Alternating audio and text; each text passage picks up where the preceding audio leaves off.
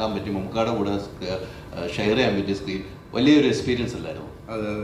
എങ്ങനെ ഉണ്ടായിരുന്നു പറയും? അടിപൊളിയായിരുന്നു. മമ്മൂക്കയുടെ ആദ്യമായിട്ടാണ് അഭിനയിക്കുന്നത്. മമ്മൂക്ക ഫാൻ പോലെ ആയിരുന്നില്ലേ പണ്ട്, പക്ഷെ ഇപ്പൊ ആയിക്കൊണ്ടിരിക്കുന്നു, ശ്രമിക്കുന്നു. അതിന് അങ്ങനത്തെ പരിപാടികളൊക്കെ ഉള്ളൂ. ഷൈൻ്റെ കസിൻ, ഷൈൻ്റെ അനിയൻ തന്നെയാ, സ്വന്തം അനുജനാട്ടോ.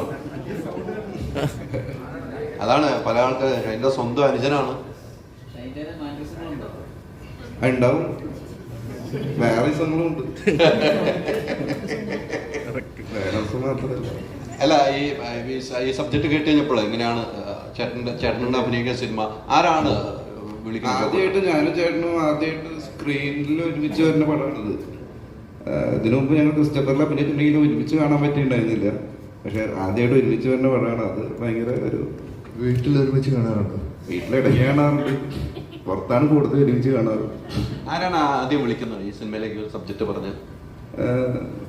ആഷിക്ക് പറഞ്ഞിട്ട്, ആഷിക്കും മിലിന്ദും അങ്ങനെയൊക്കെ പറഞ്ഞിട്ട് ടീന തന്നെയാണ് വിളിക്കുന്നത്.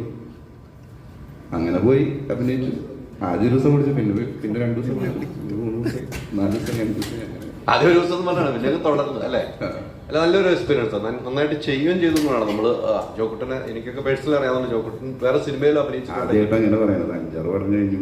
അതെ, വേറെ സിനിമകൾ ചെയ്തിട്ടുണ്ടെങ്കിൽ ഇത് മമ്മൂക്കാടൊപ്പം അഭിനയിക്കുമ്പോഴുള്ള അങ്ങനെ ഒരു ടെൻഷൻ ഉണ്ടായിരുന്നു. മമ്മൂക്കാടൊപ്പം സ്ക്രീൻ ചെയ്യുമ്പോൾ അവിടെ ഡയലോഗ് വരുന്നുണ്ട്, മമ്മൂക്കാടൊപ്പം നിൽക്കണം.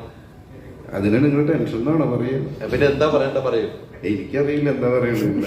ജോക്കുട്ടൻ എന്താണ് അനുഭവിച്ചത്? എനിക്ക് അനുഭവിച്ച എന്താന്ന് പറയാൻ പറ്റുന്നില്ലല്ലോ. ഇപ്പോഴാണ് ഷൈൻ ഡോജോ ആക്കിയത്.